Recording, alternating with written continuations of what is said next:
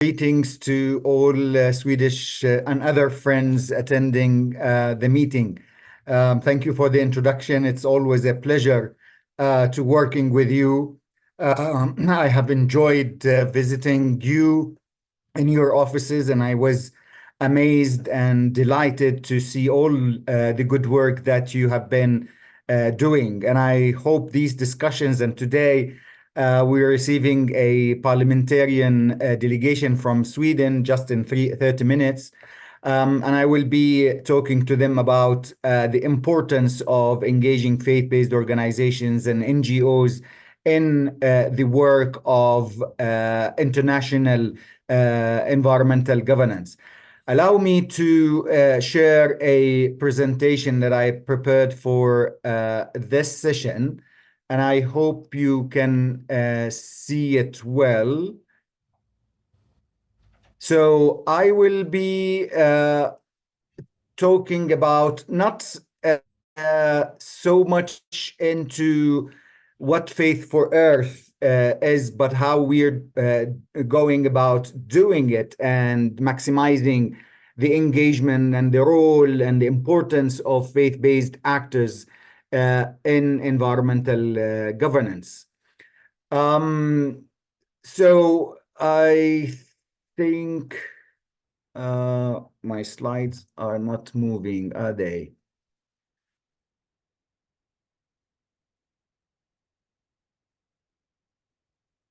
Yes, they are.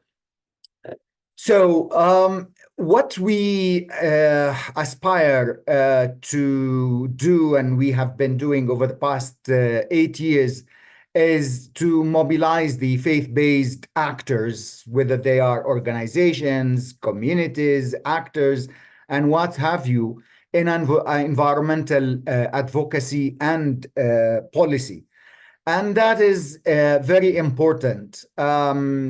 And we've been doing this through establishing a coalition that is structured to engage all sorts of players from the grassroots to the highest level.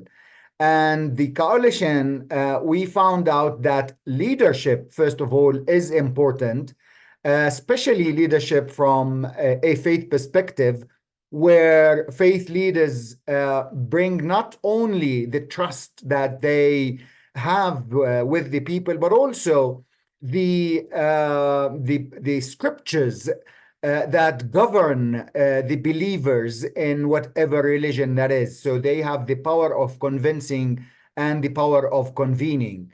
Also, the women leadership, which is almost to some extent lacking in the faith arena. So we constructed and established a council for interfaith women leaders, where we bring issues of gender, whether it is related to environmental issues or related to integrating gender in the work of faith-based organizations.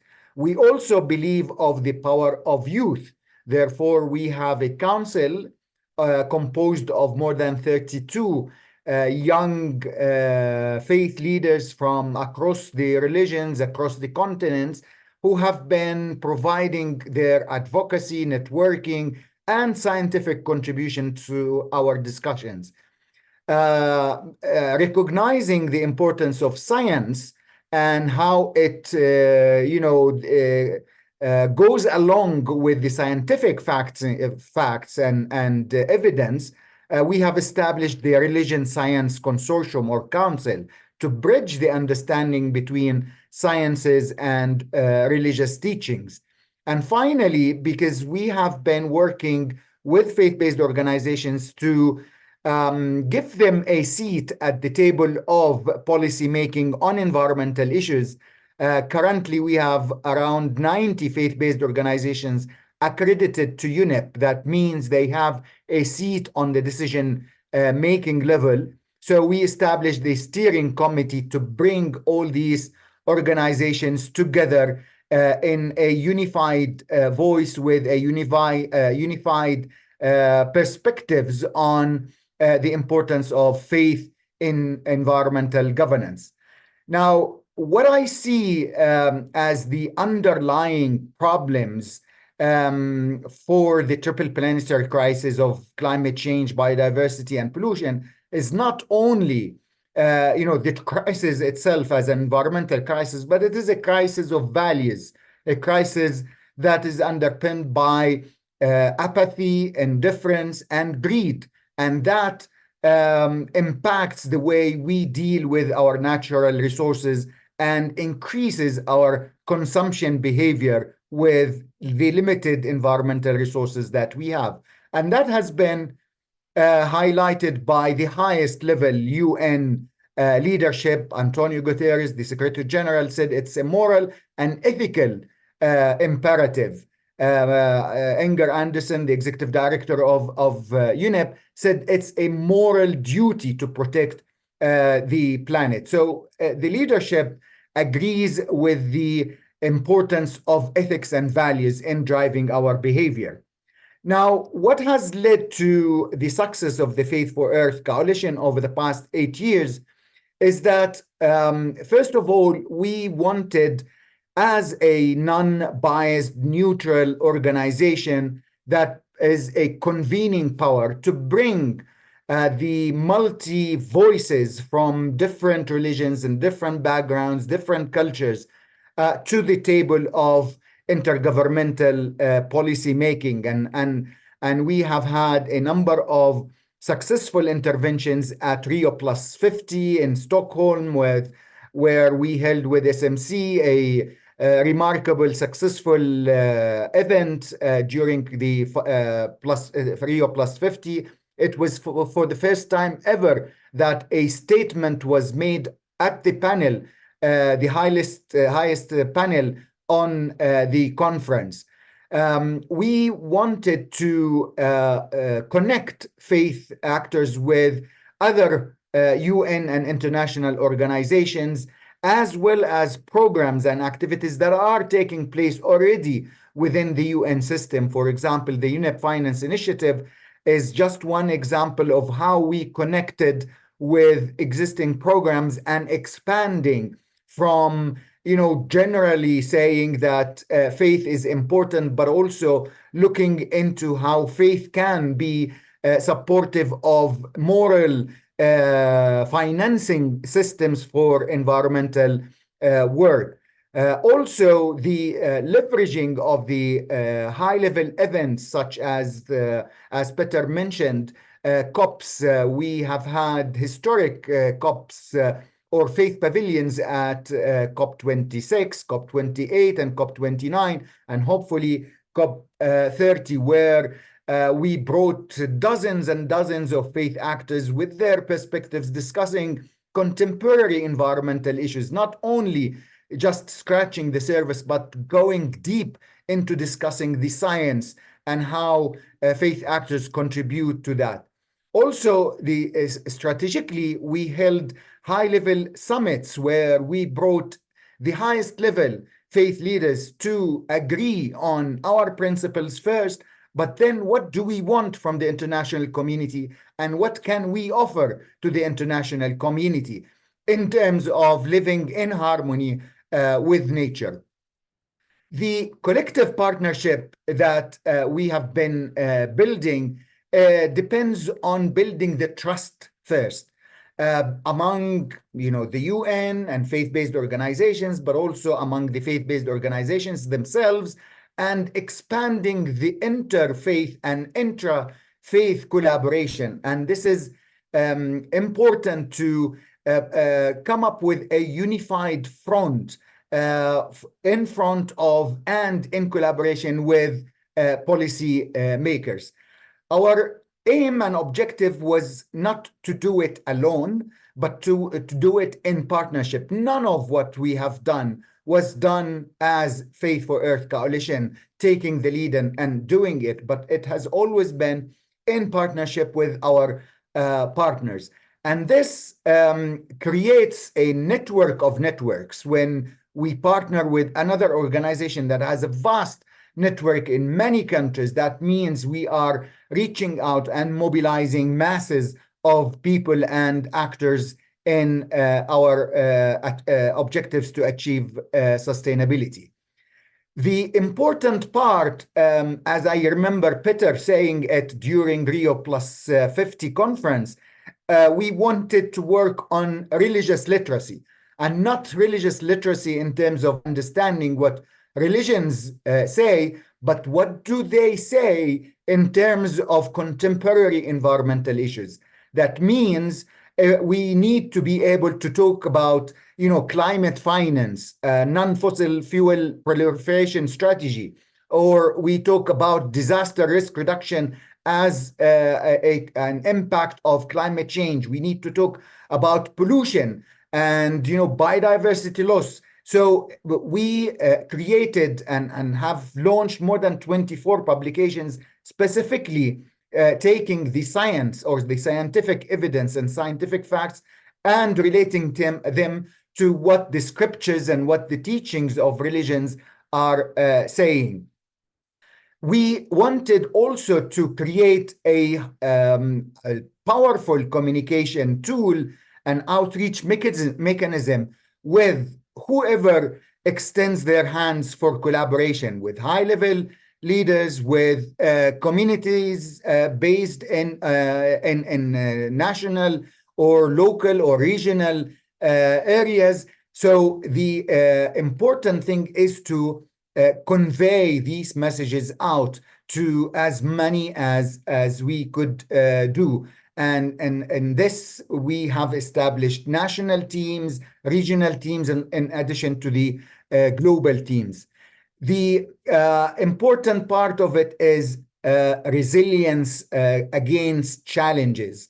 And I can tell you we have faced internal challenges within the UN system. Why the UN is getting into this religious arena or discussing religions and the environment.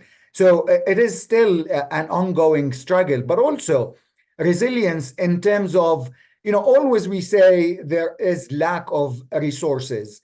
Indeed, resources are very important, but we have been very successful in mobilizing in-kind resources. The many online courses or publications or meetings that we have organized at the global level were all contributed by other partners. And so putting our resources together maximizes our impact. So don't look for leadership, look for partnership when you engage on environmental issues, especially with faith-based organizations who are known to everybody to be among the richest constituencies, and they have the resources, but they need to be able to mobilize such resources in a way that supports our objective in not only convincing the political leaders of the moral responsibility for keeping and caring for the earth, but also the importance of working together in policies, on scientific evidence to provide the area where we can both from religious sectors, but also from other sectors that we can work together. Thank you very much. And this is a brief that I wanted and hoped that I would share with you. Thank you very much. Thank you so very much, Iyad. And thank you for bringing us to this arena where I know you work very fluently and move around very fluently, which is so important for us as faith-based organizations. They understand the role of faith. They understand the role of faith-based organizations and of various kinds. But what are we going to do about the politicians and the decision makers in the north? In the countries like Sweden or Norway and Denmark, how could how could we or you as a part of the UN system bring religious literacy to the ones who don't even know that they're illiterate? Iyad. Well, thank you for this challenging question. But the problem in the question itself is generalization. Because in the North, there are so many governments, even from those that you have mentioned, are very supportive of the role of faith-based organizations in development and specifically on environment. Norway, for example, has been supporting our program for the past 8 years, financially, substantively, and so on. The first international conference that I held by Faith for Earth was in Iceland. We had a very successful, or actually two successful meetings in Denmark on faith and water issues. And even in Sweden, the Stockholm plus 50, where we had the privilege of having side events. So there is support. However, it's the political environment that changes. And with the changes in the political environment changes the priorities of such governments. It's not the lack of interest, but the lack of priorities, or which priorities to tackle first. Is it the war in Ukraine, or is it working on environmental issues with faith-based organizations? Is it supporting the migration because of conflicts, or migration because of climate change? So these are the issues and priorities that we need to keep hammering on and show that they are always, every time they are relevant, and they are losing an opportunity by engaging with faith-based organizations. I mean, you can talk about the powers of faith organizations, nonstop. They can mobilize masses of people towards, a cause. They can reach out with a concerted, unified voice. There's all agreement on one document for Christians, one document for Muslims, one document for Jews. So there are not, confusing, conflicting policies. It's one God, divine driven policy that brings and unifies everybody together. So what we need is continuous discussions with politicians in terms of keeping the priority list right where it should be. That there is a chain from with the help of UNEP to the SMC network, which is global, to reaching so many grassroots communities that are affected on a daily basis by the climate change, by pollution, by loss of biodiversity, all these issues that we struggle with. And what a strong network we're able to build, and how thankful we are at SMC for being a part of this network.